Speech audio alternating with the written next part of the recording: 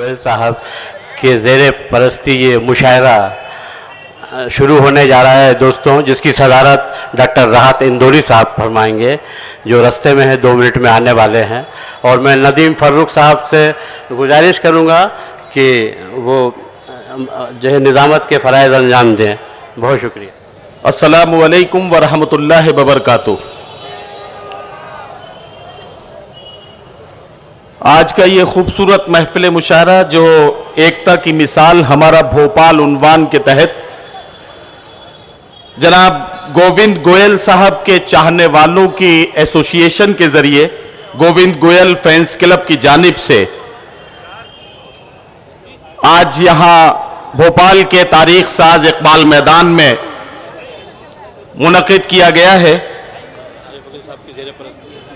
इस मुशायरे की सरपरस्ती फरमाने वाली शख्सियत और आपके बहुत चहीते सियासी रहबर मोहतरम आरिफ अकील साहब, जो आपके बहुत हरदिल अजीज एमएलए हैं, जाहिर है कि उनकी सरपरस्ती में यह मुशायरा अपना सफर तय करेगा।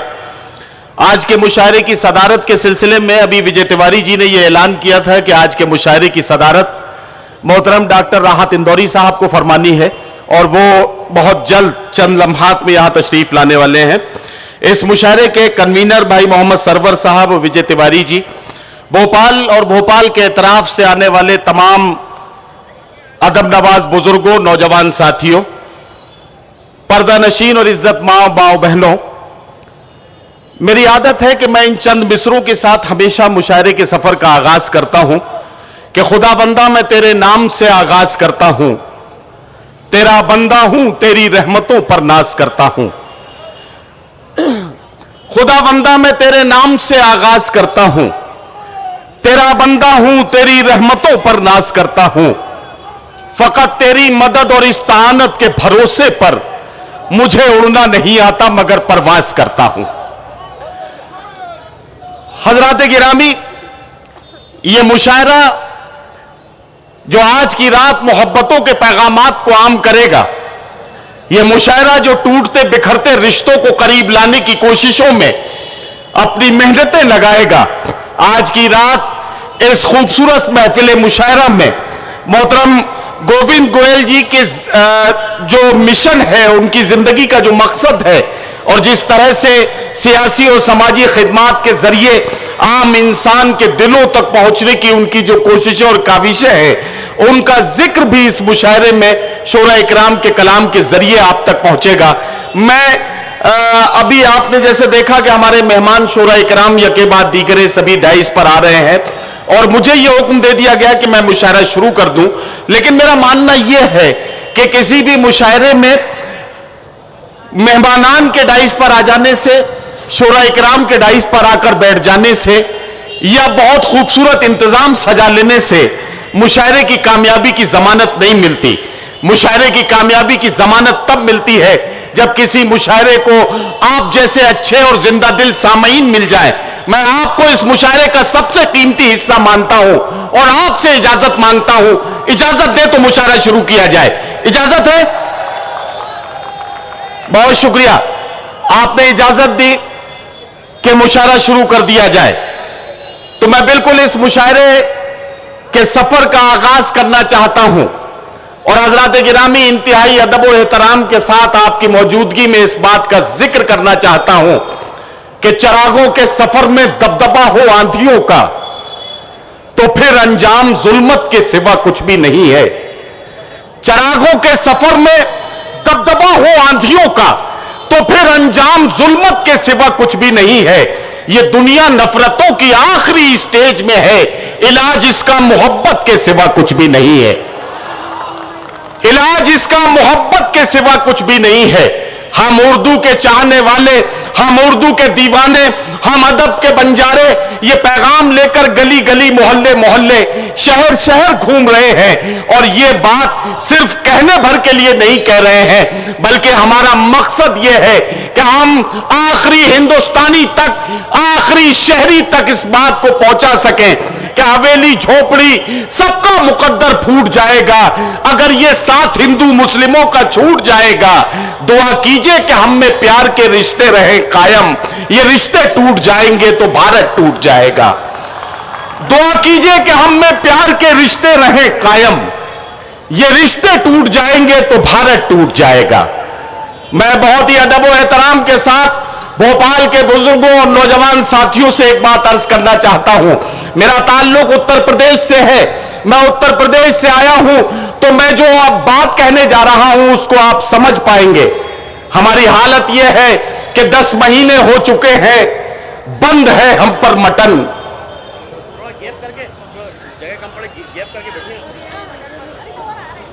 10 مہینے ہو چکے ہیں, بند ہے ہم پر مٹن.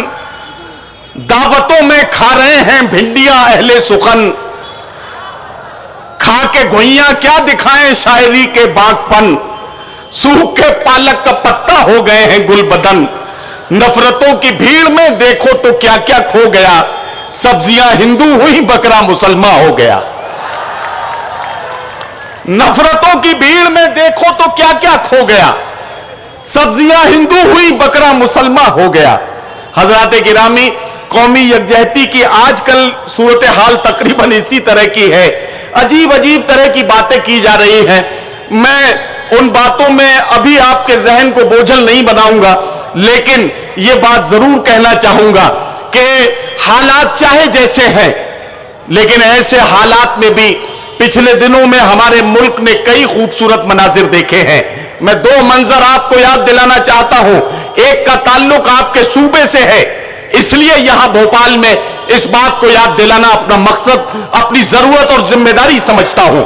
اور وہ یہ کہ اتنے خراب حالات میں بھی کچھ اچھے منظر ہماری آنکھوں نے دیکھے ہیں. پچھلے دنوں آپ کے صوبے میں جب اجین میں کمبھ کا میلہ لگا اور یہاں کی حکومت کے انتظامات, جب کمبھ کے میلے میں آنے والے شردھالوؤں کے لیے جو انتظامات کیے گئے تھے وہ جب ناکافی ثابت ہوئے, تب اجین کے مسلمانوں نے اپنی مسجدوں کے دروازے اس اعلان کے ساتھ کھول دیے کہ آؤ کمبھ کے میلے میں آنے والے ہندو بھائیوں آؤ. بھلے ہی سرکار کے کیے گئے انتظام ناکافی رہے ہوں, کم پڑ گئے ہوں, لیکن یہ مسجدیں آپ کا استقبال کر رہی ہیں, یہ مسجدیں آپ کا سواگت اور استقبال کرنے کے لیے تیار ہیں. یہ خوبصورت منظر اپنے آنکھوں سے دیکھا ہے. دوسرا منظر, ہمارے ملک نے ایک ایسا خوبصورت منظر دیکھا, بمبئی کی چوڑی سڑکوں پر گنیش وسرجن کا جلوس نکل رہا ہے. گنیش وسرجن کا جلوس نکلتے وقت نماز کا وقت ہوتا ہے, اللہ اکبر کی صدائیں بلند ہوتی ہے.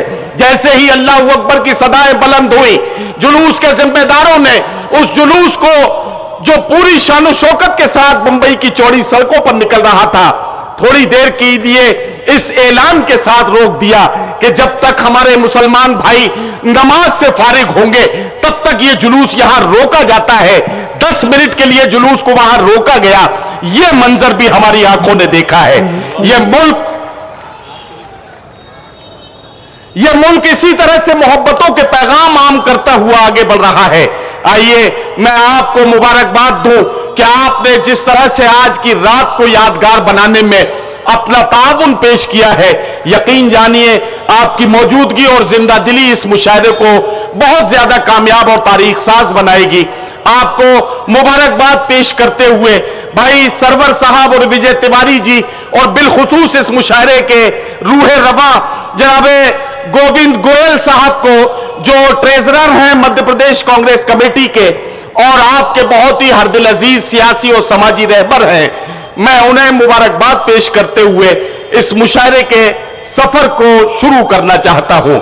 آپ اور ہم سب جانتے ہیں کہ ہم اپنے مشاعرے کا آغاز اس ذات گرامی کے ذکر کے ساتھ کرتے ہیں جنہیں وجہ تخلیق کل کائنات کہا گیا, محسن انسانیت کہا گیا, پیغمبر اسلام کہا گیا.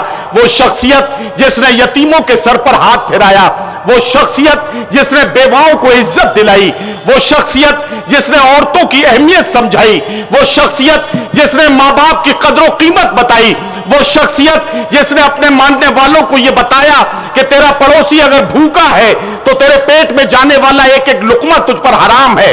وہ شخصیت جس نے اپنے ماننے والوں کو یہ سبق دیا کہ جس ملک میں پیدا ہوئے ہو اس کی سرحدوں کی حفاظت اور اس ملک سے محبت کرنا تمہارے ایمان کا حصہ ہے. تو آئیے ایسی عظیم المرتبت شخصیت کا ذکر کر کے اپنے مشاعرے کا نورانی آغاز کرتے ہیں. 4 مصرے پڑھتا ہوں اور آپ کی زندہ دلی کا ثبوت دیکھنا چاہتا ہوں. میری مٹھی میں ہے کچھ خاک ان کے آستانے کی، میری مٹھی میں ہے کچھ خاک ان کے آستانے کی، زمانہ آپ کرے ہمت میری قیمت لگانے کی، میں مر جاؤں تو پھر خاک مدینہ منہ پہ مل دینا، یہی بس ایک صورت ہے خدا کو منہ دکھانے کی. آئیے بارگاہ رسالت میں آپ صلی اللہ علیہ وسلم میں ہدیہ نعت پیش کریں، اور اس کے لیے میں انتہائی محبت کے ساتھ التماس کروں جناب میسم گوپال پوری سے آج کے دور میں اردو مشاعروں میں مترنم لب و لہجے کا ایسا خوبصورت شاعر، ایسا البیلا شاعر جو اپنے کلام کی خوشبو اور اپنے آواز کی گونج سے پہچانا جاتا ہے. میں گزارش کرتا ہوں جناب میسم گوپال پوری سے تشریف لائیں اور اپنے کلام سے نوازیں. ساری تعریفیں اگر 100 ہیں خدا کے واسطے، ایک کم 100 ہیں محمد مصطفیٰ کے واسطے.